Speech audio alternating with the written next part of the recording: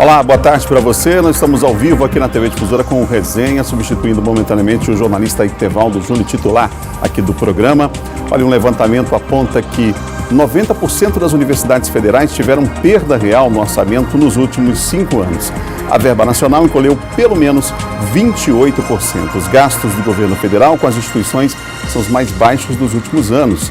E sobre o assunto eu recebo aqui no Resenha de hoje o professor Antônio Gonçalves, que é presidente da Associação Nacional dos Docentes, o ANDES, a Associação Nacional dos Docentes do Ensino Superior, os professores, o sindicato que reúne os professores da rede pública do ensino superior. Professor, boa tarde. Boa tarde, Adalberto Mello. A satisfação estar aqui no Resenha para tratarmos de um tema extremamente relevante para a sociedade brasileira, que são as instituições públicas de ensino.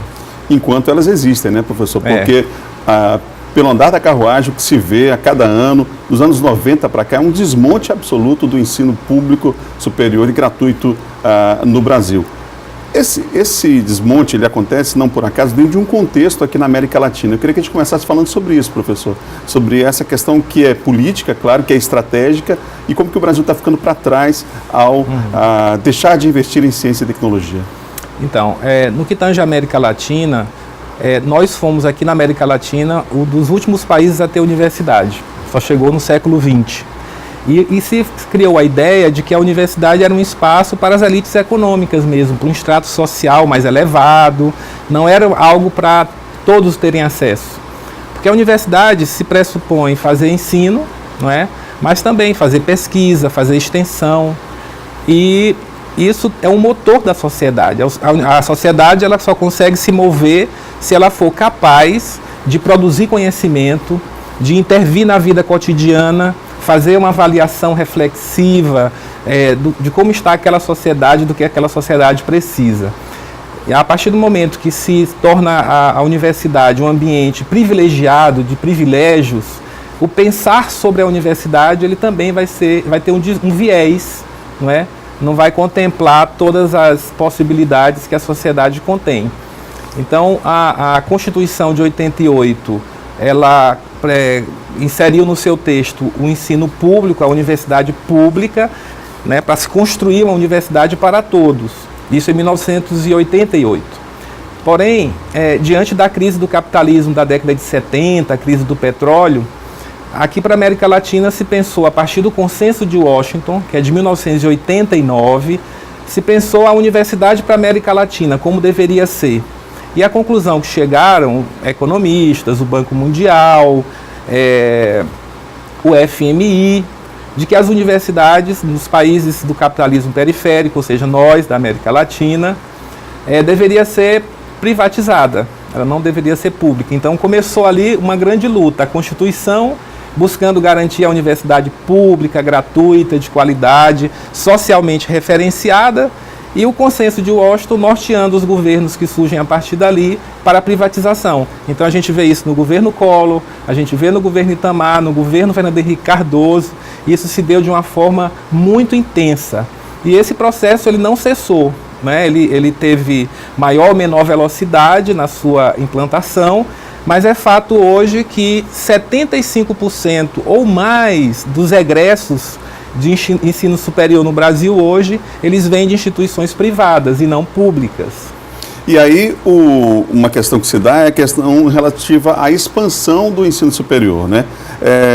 Claro que já está estabelecido lá no PNE, que é o Plano Nacional de Educação, essa expansão, que ela se dê na rede pública, mas a gente observa que na rede privada isso também tem acontecido de uma forma intensa. Na verdade, nós temos um país com várias fábricas de diploma, infelizmente, né? Universidades, centros educacionais sem a mínima estrutura de funcionamento.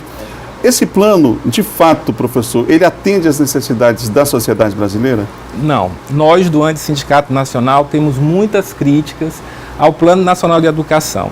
E para resumir, a principal crítica que fazemos é que o Plano Nacional de Educação não faz distinção entre o ensino público e o ensino privado. Então o Estado Nacional, ele recolhe através de impostos, tributação, ele forma um fundo, que é o que a gente paga de imposto. Na hora de constituir esse fundo público, quem ganha menos acaba pagando mais, porque a nossa taxa, nossos tributos, eles são regressivos, não são progressivos. Então se constitui um fundo público para financiar as políticas públicas. É desse fundo que o governo retira dinheiro.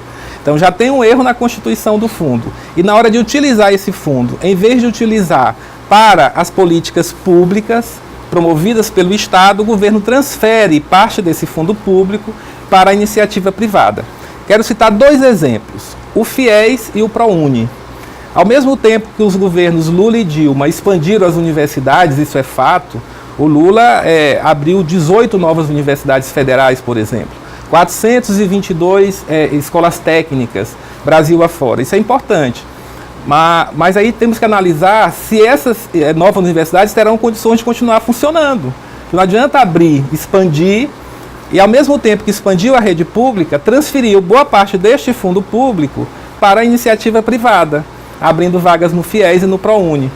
E aí quando a gente observa o governo Temer, o que é que ele faz? Ele corta recursos desse fundo público para as instituições privadas, mas não faz o mesmo em relação ao FIES e ao ProUni, transferindo claramente o fundo público para a iniciativa privada, na lógica pensada no Instituto, no consenso de Washington, de que as instituições elas têm que ser, do ensino superior, elas têm que ser privadas e não públicas. Antes de entrar na questão específica do orçamento, professor, inclusive, já que o senhor falou aí governo Temer, governo Lula, o governo atual diz que esse desmonte, de que essa questão orçamentária, da redução do orçamento para as universidades, não começou nesse governo, não, foi no governo passado. Então, aquele jogo de empurra começa também nessa esfera federal. Mas antes disso, eu queria que o senhor falasse para o nosso telespectador, aquela dona de casa que está assistindo agora o nosso programa, o estudante que está nos assistindo, às vezes estudante do ensino médio, inclusive, quando a gente está falando em redução do orçamento das universidades, dificuldade das universidades, a gente não está falando da dificuldade de professores, de técnicos administrativos ou de estudantes. A gente está falando da dificuldade que a sociedade brasileira vai ter nos próximos anos, já que é capital o investimento em educação. Nenhum país se desenvolveu sem investimento numa área estratégica como essa. Eu queria que você falasse sobre isso, quer dizer, a universidade, para além dos seus muros, além, claro, das contribuições significativas do ponto de vista de um centro de conhecimento, da produção do conhecimento, mas os prejuízos que o país tem a partir de situações como essa que estão aí colocadas. Então, a gente do Sindicato Nacional defende a universidade pública, não só a universidade, os institutos, os colégios de aplicação e, do mesmo modo, os Cefet. Então, a gente defende que seja público porque isso é estratégico para qualquer sociedade. A sociedade que tem, o Estado que tem à sua disposição a universidade que faz ensino, pesquisa e extensão, terá mais condições, não é, de evoluir ao longo do tempo. Só que isso é um investimento que tem que ser feito agora para que a gente possa colher frutos daqui a 1 década ou 2 décadas. Isso se deu mundo afora. Então a universidade é um ponto estratégico. Sempre se tentou ter o controle da universidade, dado a sua estratégia e o perigo também, né? Porque quando se tem projeto de poder, a universidade, por ser um ambiente de buscar a emancipação humana, que é a sua função precípua, ela se torna perigosa. Então a gente acha que é muito importante que as pessoas compreendam a importância de se defender a universidade pública. A gente quer uma universidade que ela inclua os filhos da classe trabalhadora. Um diploma universitário ele pode fazer diferença na vida de toda uma família. Agora, muitas pessoas estão tendo acesso a esse diploma e estão frustradas porque aquilo não está fazendo diferença na sua vida. E a gente quer resgatar isso porque é muito importante uma universidade inclusiva, uma universidade que seja capaz de transformar a sociedade. Às vezes é difícil para aquele que está nos assistindo perceber como é que funciona essa questão do orçamento da universidade. Eu queria que o senhor falasse um pouco na prática, o senhor que viajou recentemente, foi recém-eleito para o ANDES e que viajou e conheceu várias experiências, não só no âmbito federal, mas universidades estaduais e municipais também. Qual é a realidade dessas universidades hoje? Os números apontam que as universidades federais tiveram em 2017 o menor repasse nos últimos 7 anos e que entre as 63 instituições que existem no país, 90% operam com perdas reais em comparação a 2013. Na prática, o que isso significa? Isso significa diminuir o acesso à universidade, menos concursos para repor quadro de pessoal, docentes e técnicos. Isso significa as universidades que abriram começarem a fechar, encolher o sistema público. E aí o sistema privado continua em expansão acelerada. Hoje existem grandes conglomerados privados tomando de conta de várias instituições, de faculdades e de universidades. Então a gente avalia que esse corte em um ponto estratégico, ele não é à toa, é porque faz parte de um projeto maior, um projeto neoliberal, não é? De diminuir o tamanho do Estado. E nós estamos passando por mais uma crise do capitalismo, né? Eu citei aqui no início da fala a crise da década de 70, mas a gente teve a crise de 2008, que inclusive o Lula falou que era uma marolinha, que não ia afetar, mas que transformou num grande tsunami, não é? E essa crise ela é estrutural. O capitalismo é isso, de tempos em tempos vai ter crise, porque ele não, a concentração de riqueza que ele promove resulta em algum momento nesse descompasso, nesse descontrole social. A partir do momento que teve essa crise, os governos começaram a fazer pacotes de ajustes, né? Ajuste no orçamento, porque não se pode gastar mais do que arrecada.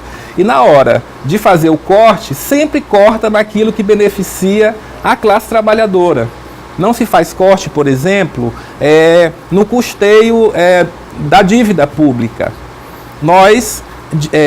Esse governo Temer aprovou um teto no orçamento público, né, a PEC da morte, que a gente chama, que é a Emenda Constitucional 95, que põe um teto no orçamento. Quando a gente vai ver o que está submetido àquele teto, são as políticas sociais, importantes para o nosso povo. Enquanto que o pagamento da dívida, dos juros, as rolagens, as renegociações continuam lá. Então, o débito financeiro continua extrateto, acima do teto. Tributar, por exemplo, as grandes riquezas, nem pensar, né? O projeto está aí no Congresso há um tempão e a coisa não anda. Isso está na Constituição, nunca foi regulamentado. Outra coisa que a gente tem que fazer é mudar a lógica da arrecadação tributária. A gente tem que tornar a nossa carga tributária, que hoje é regressiva, em progressiva. Quanto mais ganha, mais paga imposto, não é? E aqui não, aqui quem ganha menos é que paga mais. Qual foi a realidade que o senhor observou na prática nessas universidades? O que está faltando? Quais são as condições de funcionamento dessas instituições, professor? Faltam coisas básicas: água, energia, papel, higienização do local de trabalho, segurança, tudo está em falta em várias universidades que eu visitei, sejam elas municipais, estaduais ou federais. Em umas com maior gravidade, outras menos, mas o quadro é aterrador e muito preocupante. Então é importante que a sociedade tome ciência disso, de se somar a nós, dos movimentos sociais, dos sindicatos, para fazer o enfrentamento a esse ataque à universidade pública. Isso é uma tarefa de todos nós, não é só de professor, de estudante, de técnico que já estão dentro da universidade. É algo que tem que ser de interesse de toda a sociedade. Professor, nós vamos dar só um minutinho, eu peço ao senhor, por favor, para que fique conosco aqui no Resenha. Nós vamos ao intervalo e voltamos já já. E na volta, depois do intervalo, nós vamos falar sobre as nossas instituições públicas aqui no estado do Maranhão, Universidade Federal do Maranhão, por exemplo. Como é que está a situação dos professores, dos técnicos e também dos estudantes? Já já, depois do intervalo no Resenha.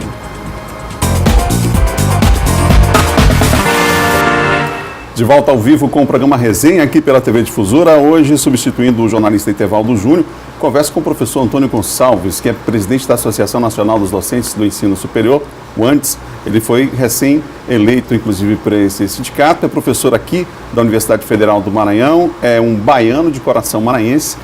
Professor, a gente falava no primeiro bloco sobre essa questão política, essa questão estrutural e nacional.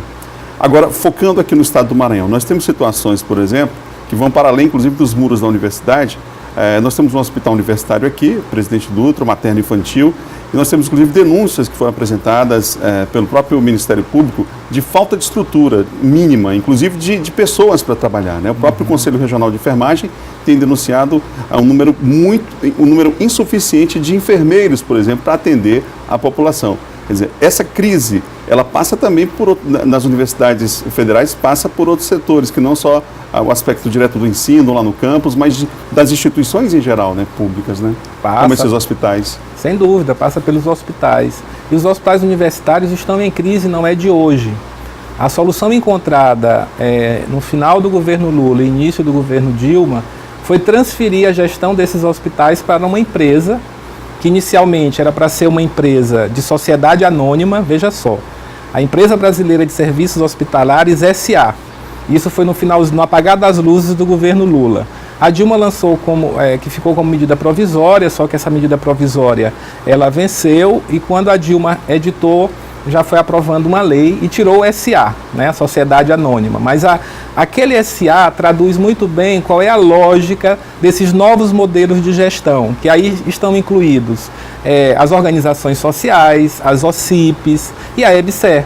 Então, a universidade, que dentro da sua autonomia deveria ter essa autonomia para gerir todo o seu espaço e também autonomia pedagógica, com a chegada da EBSER, ela perde essa autonomia porque uma empresa é um ente estranho que vem fazer a gestão dos hospitais, não é? E isso tem trazido grande prejuízo para a universidade, na minha avaliação.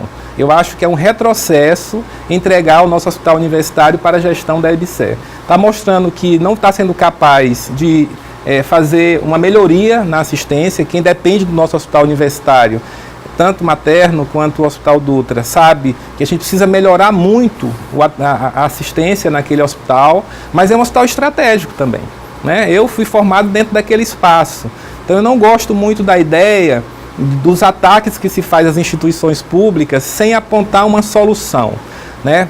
Quem desdenha quer comprar.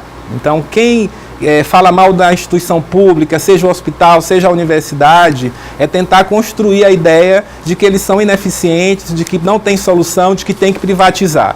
Não, eu já penso ao contrário. A gente não pode fazer de conta que não há problemas. Há problemas. E qual é a solução?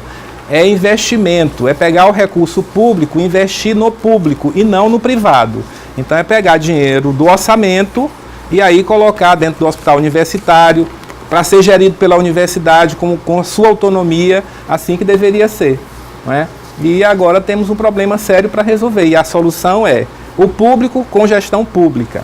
E aí nós temos aqui no Maranhão, já que a gente está falando nesse bloco da questão mais localizada aqui, diversas obras paradas, entre elas a obra, por exemplo, da Biblioteca Central da Universidade Federal do Maranhão. Os estudantes já denunciaram, nós fizemos reportagem, mostramos aqui na TV Difusora, as obras completamente paradas e sem possibilidade, sem nenhuma informação de quando elas de fato vão voltar a acontecer, essas obras no caso, né?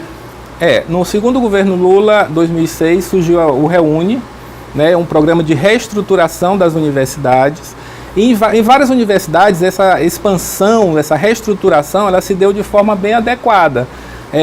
Posso citar a Universidade Federal de Juiz de Fora. Lá houve um processo democrático de se debater onde que iam se fazer os investimentos, se aquela expansão ela era sustentável, se seria possível manter dentro do orçamento da universidade aquela estrutura. Aqui não. Aqui foi uma construção, um planejamento feito dentro de gabinete. E aí dentro do gabinete, alguns tecnocratas se reuniram e disseram, vamos fazer um prédio ali, outro acolá, alguns inclusive com critério político, não é? E aí deu no que deu, um monte de obra inacabada, e se tivéssemos tido um processo de democracia interna, em que a comunidade participasse, dissesse onde que queria a obra, onde que ela seria necessária, participasse desse debate, nós certamente estaríamos numa condição muito menos danosa do que temos hoje. Então hoje o que é que nós temos na universidade? Um monte de algumas obras paradas, né, que não foram concluídas, obras que foram concluídas e que já têm problemas que precisam de reparo, e a universidade não tem dinheiro para isso. Recentemente, o ilegítimo do Temer, ele cortou mais de 12 milhões da Universidade Federal do Maranhão para compor um fundo para passar dinheiro para prefeito para ter apoio no Congresso, né? É importante que a sociedade saiba disso também. E a universidade hoje vive de resolver problemas. Todo dia é um problema para ser resolvido diante das obras, da falta de estrutura, que a dificuldade de manter porque não tem recursos. Essa falta de recursos passa também pela falta de assistência aos estudantes. Aí eu estou falando de bolsas que estão sendo cortadas no país inteiro, claro, o Maranhão não foge à regra, da estrutura de alojamento, por exemplo, a casa do estudante, o local para os estudantes que vêm muitas vezes do interior do estado para cá e que ficam em situação precária, ou seja, a situação do estudante também está bastante comprometida diante desses cortes orçamentários, não é, professor? Sem dúvida. Se a gente quer uma universidade pública a serviço do público, do povo, a gente tem que abrir a universidade para acolher as pessoas. Depois que elas adentram a universidade, elas têm que permanecer. Então tem que ter uma política de permanência, em que a pessoa possa chegar até o final do curso de forma adequada. Então o estudante que não tem onde morar tem que ter uma residência para morar, tem que ter um restaurante para ele se alimentar. Tudo é investimento social. E isso é importante. O que é que a gente observa? Cortaram as bolsas, né? Bolsas para estudantes quilombolas, indígenas, vão logo no ponto. Né, uma sociedade, um segmento social que precisa de reparação histórica, como são os quilombolas indígenas, eles são logo alijados do processo. Corta logo aí, não é para formar índio e nem negro, é isso. Esse é um pensamento histórico que a gente tem que romper e denunciar, porque isso é muito grave. Então a gente tem que defender bolsa para estudante, para ele integralizar o curso, para não ter a evasão que há hoje. Muita gente entra na universidade pública e se frustra, porque não consegue se manter dentro dela. E, para isso, precisamos de investimento, e essa nossa conversa tem também o intuito de sensibilizar as pessoas para essa pauta. A gente vai entrar agora num período eleitoral, e está se discutindo muito candidaturas para presidente, né? Isso é importante discutir projetos nesse período.